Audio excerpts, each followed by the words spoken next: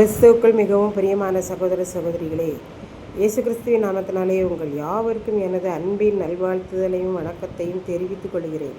இன்றைய பகலின் குளிர்ச்சியான நாளின் தியான வசனம் எஸ்ரா 4ஆம் அதிகாரம் 7ஆம் வசனம்.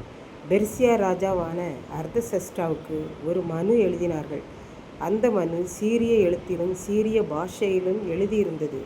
எருசலேம் தேவாலயத்தை கட்டுவதில் அசீரிய மக்கள் பிரயாசப்பட்டு பலருக்கு கைகூலி கொடுத்து வேலையை தடை பண்ணி போட்டார்கள். அதன் பின்பு அகாஸ்வேரு ராஜா பெர்சியாவை அரசாளுகிற போது அவனுடைய ராஜ்யத்தின் துவக்கத்திலே யூதாவிலும் எருசலேமிலும் குடியிருக்கிறவர்களுக்கு விரோதமாக சமாரியாவில் குடியிருக்கிற அசீரியா போன்ற மற்ற நாட்டு மக்கள் எல்லாரும் பிரியாது எழுதினார்கள். பிரியாது என்றால் குற்றம் என்று அர்த்தம். அர்தசஷ்டா பெர்சியாவை அரசாளுகிற போது பிஸ்லாமும் மித்திரேதாத்தும் தாபேலும் மற்ற அவர்களுடைய வகையரா எல்லாரும் பெர்சியா ராஜாவான அர்தசஷ்டாவுக்கு ஒரு மனு எழுதினார்கள். அந்த மனு சமாரியாவில் இருக்கும் அசீரியர்கள் எழுதினபடினாலே அது சீரிய எழுத்திலும் சீரிய பாஷையிலும் எழுதியிருந்தது. அதில் யூத மக்கள் ஆலயம் கட்டுவதை பற்றிய குறைகளும் அவர்கள் ஆலயம் கட்டினால் அது யாரையெல்லாம் பாதிக்கும் என்று எழுதப்பட்டிருந்தது. ஆலோசனை தலைவனான ரெகுமும் கணக்கனான சிம்சாயும் எருசலேமுக்கு விரோதமாக அர்தசஷ்டா என்னும் ராஜாவுக்கு எழுதின மனுவிலே கையொப்பம் போட்டவர்கள் 100கணக்கான பேர். அவர்கள் எல்லாரும் சமாரியாவில் 70 வருட காலமாய் பல நாடுகளிலிருந்து அடிமைகளாக கொண்டு விடப்பட்டவர்கள். அவர்கள் இங்கே இருந்து கொண்டு அவர்கள் தெய்வங்களையும் வணங்குவார்கள், நம் ஆண்டவரையும் அவர்கள் வணங்குவார்கள். மேலும் நாளடைவில் ஒருவருக்கொருவர் பெண் கொண்டும் பெண் கொடுத்தும் ஒரு பெரிய கலப்பட இன ஜனத்தார் உருவெடுத்து விட்டார்கள்.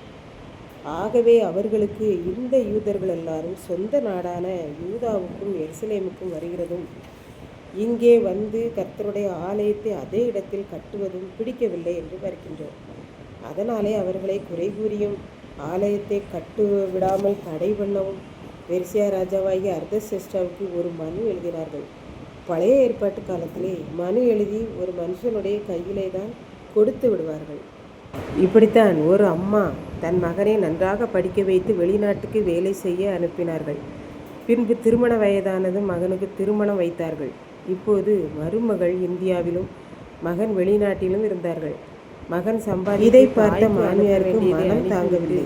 நான் கஷ்டப்பட்டு படிக்க வைக்க அனுப்பி எனக்கு சாப்பாட்டுக்கு மட்டும்தான் பணம் அனுப்புகிறான், அவன் மனைவிக்கு எல்லாவற்றையும் அனுப்பிவிடுகிறான் என்று தன் மருமகளின் மேல் எரிச்சலும் பொறாமையும் உடையவர்களாய் தன் குடும்பத்தினர் எல்லாருமாக சேர்ந்து இதை தடை பண்ண வேண்டும், பணத்தை அவளுக்கு அனுப்பாமல் இருக்க என்ன ஆலோசனை பண்ணலாம் என்று சிந்தித்து ஒரு முடிவுக்கு வந்தனர்.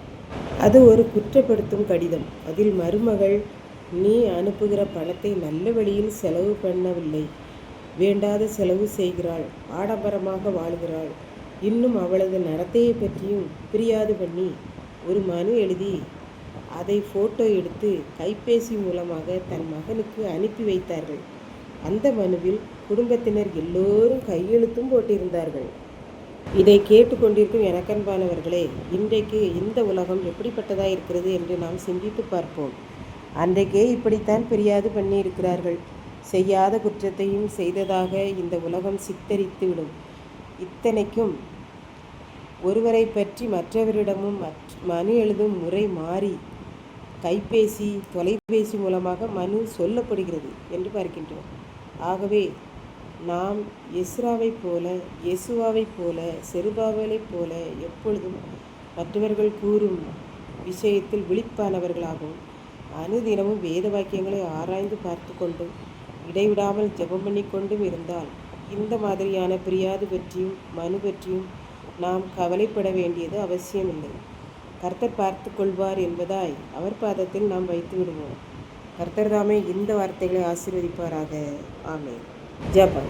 அன்பின் ஆண்டவரே, இந்த அருமையான நல்ல நாளுக்காக நன்றியோடு ஸ்தோத்திரிக்கிறேன். இப்பொழுதும் ஒருவருக்கொருவர் குறை சொல்லி ஆண்டவரே பிரியாது பண்ணி யார் யாரை பற்றி குறை சொன்னாலும் அது எங்கள் காதுகள் கேட்டாலும் அதை எல்லாவற்றையும் ஆண்டவரே நாங்கள் உம்முடைய பாதத்திலே வைத்துவிட்டு நாங்கள் சும்மா இருக்க நீர் உதவி செய்திட வேண்டும் என்று ஜெபிக்கிறோம். நீரே அப்படி வழி நடத்தும், எந்த சண்டை சச்சரவு இல்லாமல் காப்பாற்றும். மீட்பர் இயேசு கிறிஸ்துவின் நாமத்திலே தாழ்மையோடு வேண்டிக் கொள்கிறேன் பிதாவே, ஆமென்.